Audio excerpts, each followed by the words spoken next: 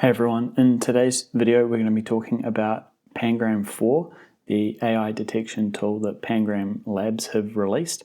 They've also released a new image detection tool.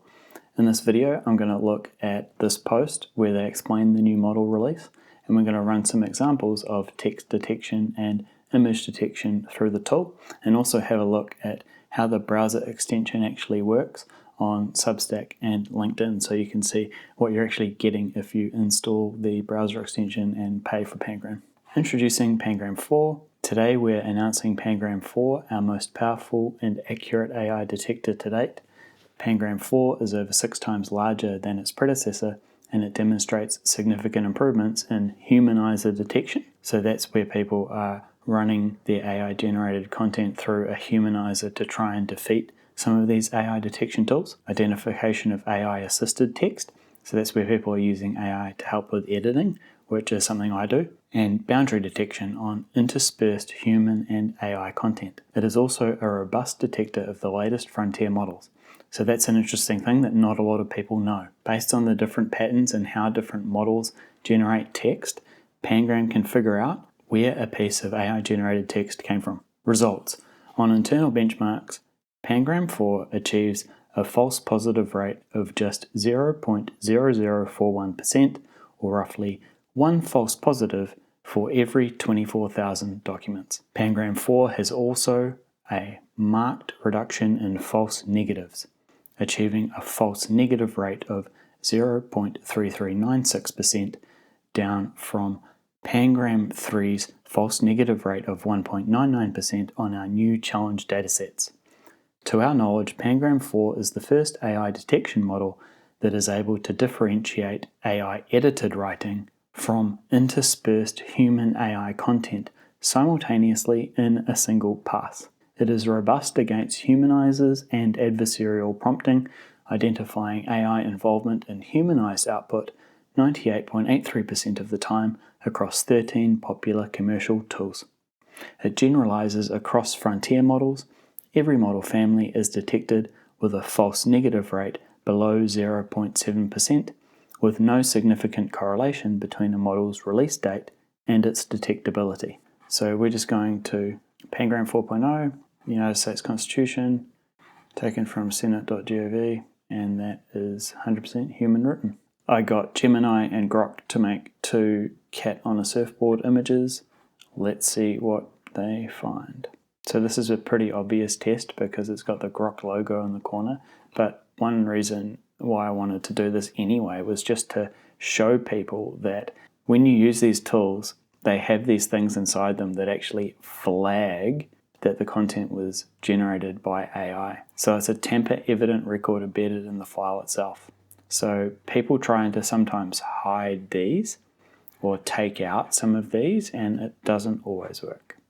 This image came out of Gemini, and what's very interesting here is that it flags it as fully AI. You can see here, you can drag this to essentially see where the AI signal is higher or lower. Again, these are very simple tests. If you just had a photo and you added in an AI billboard, that billboard would be flagging quite red as an AI signal when it detects it. It would be interesting to see how human edits work on this, and I'm sure a lot of people are going to put a lot of effort into trying to defeat some of these tactics. If you go over to Substack, you can see how different posts are flagging as human or not. If we click human here, you can see that if a piece of text is over 50 words, it will use the Pangram 4.0 model and assess whether it's human written or not. The confidence is limited because it's a short piece of text. If you look at different people and different brands, you'll notice before you do a cleanup, a lot of people are generating heavily AI generated content on LinkedIn. So if you have the Pangram browser extension installed, you're going to see that on your social media feeds.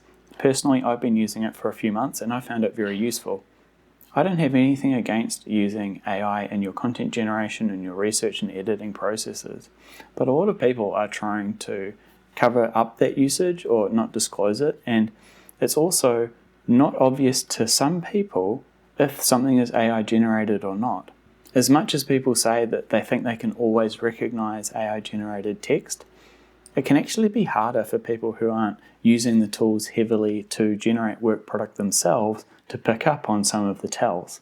And what that means is, over time, we're going to have less of an idea of whether someone is actually saying something themselves and they stand behind it, or they've just asked Claude to generate their next 30 days of LinkedIn posts.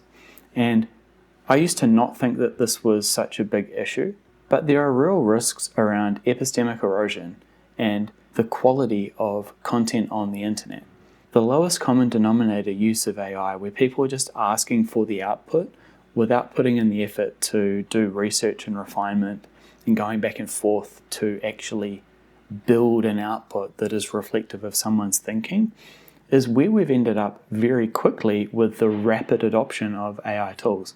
And my take is that Pangram, although it is not perfect, and I certainly would not want anyone going away from this video thinking that they're going to get it right every single time, or that people can tune and try and defeat some of these AI detection capabilities. The point is that what we want to do is quickly surface the low signal, low effort uses of AI so we can filter out and disregard them.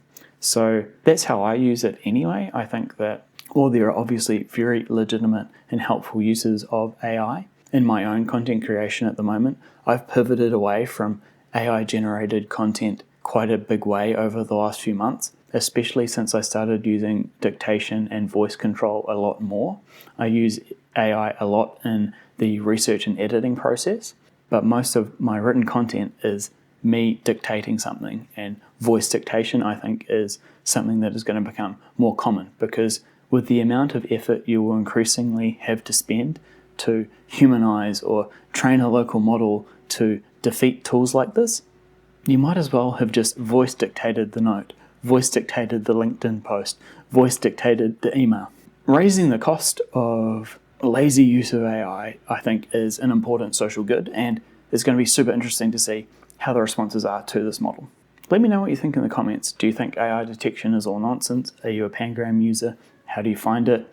Have you been able to fine-tune content to trigger a 100% human when it was actually AI slop tweaked through some sort of humanizing process or skill? Let me know what you think. I'd be interested in hearing from you.